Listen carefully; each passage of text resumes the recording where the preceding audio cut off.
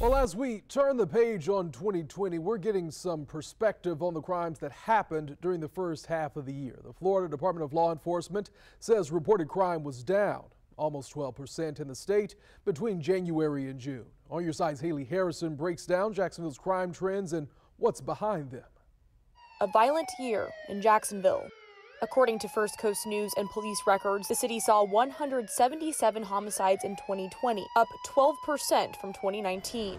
Hearing about all those killings might make you think crime is up. But according to FDLE records, the total crime index, which includes reported violent and property crime, was actually down 6.4% in Jacksonville from the first half of 2019 to the first half of last year, with reported larceny, robbery, and burglaries dropping notably. Local criminologist Kenneth Davis says it's because of changes in enforcement and the lockdown during the start of the COVID-19 pandemic. Because a lot of people are staying home, a lot of people are unemployed.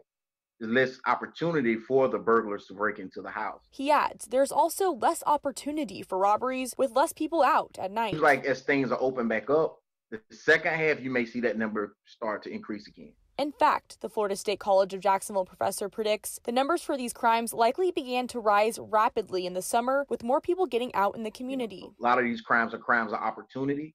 So when people have opportunity, and more likely that situation occurs. Some crimes did increase during the January to June period, according to FDLE. Reports of vehicle theft and the violent crimes of rape and aggravated assault increased in Duval County alongside homicides. Haley Harrison, First Coast News, on your side.